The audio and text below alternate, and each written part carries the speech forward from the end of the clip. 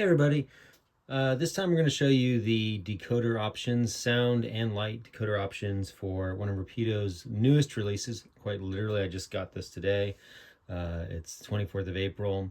And these are the Comet cars for Metro North and CDOT.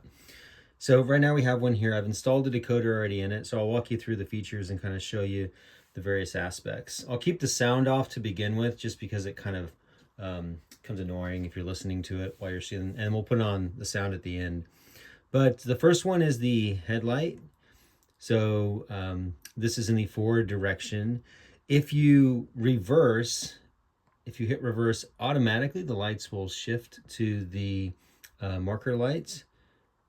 And then again, those can come back. I switch it back to the forward direction. F6 is going to turn on your ditch lights.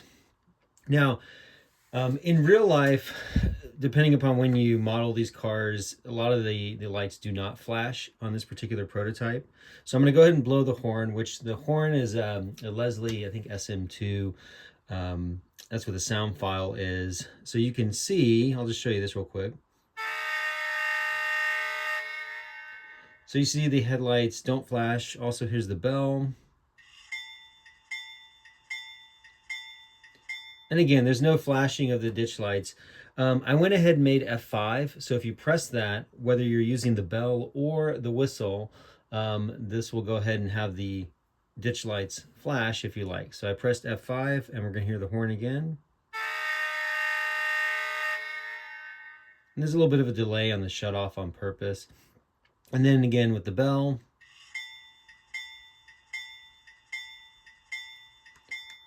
So you can see the ditch lights are going to flash. If you press F7, it's going to dim down the main headlight and shut off the ditch lights, as if you were like in a siding or something like that. And of course, pressing F7 again is going to bring that back on.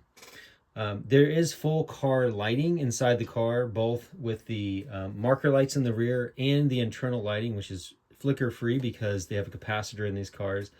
You can use the magnetic wand that comes with it to go ahead and change those, turn those lights on and off, irrespective of having a decoder. So we'll just listen to some of the sounds kind of quick. Here's a fan general blower sound. You kind of get this, especially if you're in Grand Central Terminal, all the sound of the different AC units and other things going. It's probably a little bit quiet on the video, but that's on purpose. These aren't like super overpowering sounds.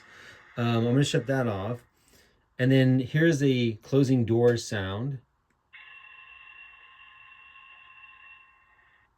So they actually have kind of a really unique one for these cars in real life. If you start to